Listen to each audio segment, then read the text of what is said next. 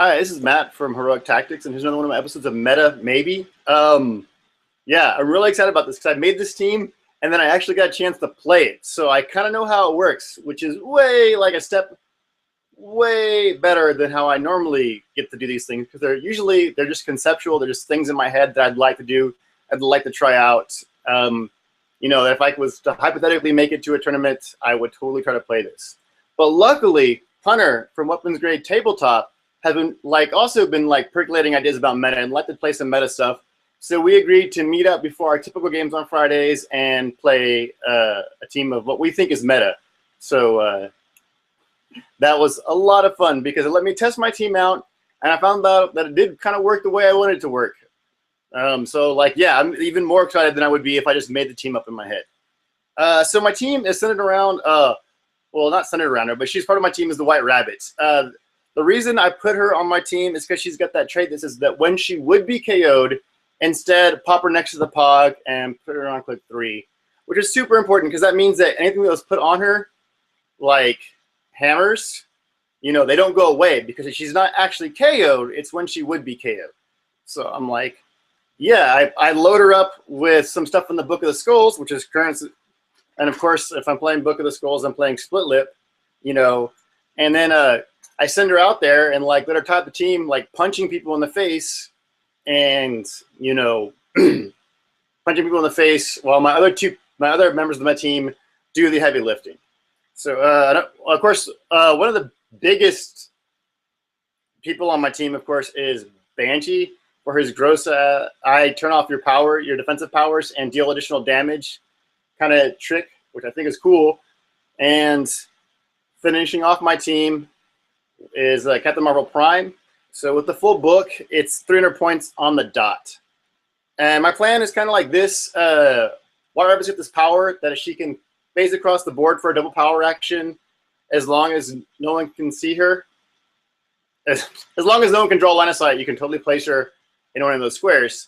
And she's got sidestep. So theoretically, if I could place her just within sidestep reach of a character and then sidestep up to them, I could then drop a hammer, giving Quake. Now she's got Precision Strike, so if I manage to hit, that's 1 damage for sure.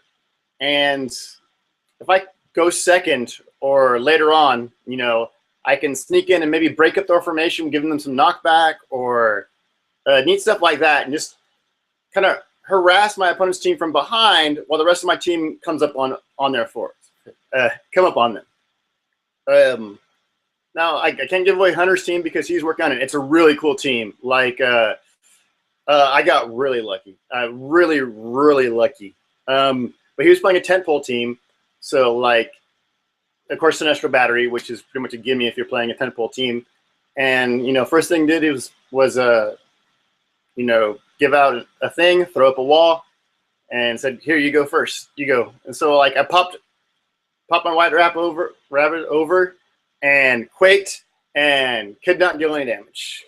And then his battery outwitted that power, so that she couldn't go anywhere next turn. And he moved up, and I moved my team up. Giving hammers out as I could, and then he swung in for what would have destroyed my team had he hit. And he missed by the tiniest of margins, and it was just luck because I think he needed a 5 and he rolled a 4. It was the tiniest things. It was sheer dumb luck. And then with adding hammers to my people so I could counteract that -2 to my attack from the yellow battery, which was really helpful because at one point with 2 hammers on my dudes, once I got everybody hammered up, that -2 still keeps my characters at about 12 and 13, which is totally acceptable. It's almost needable. But I probably missed as many as I hit in terms of attacks.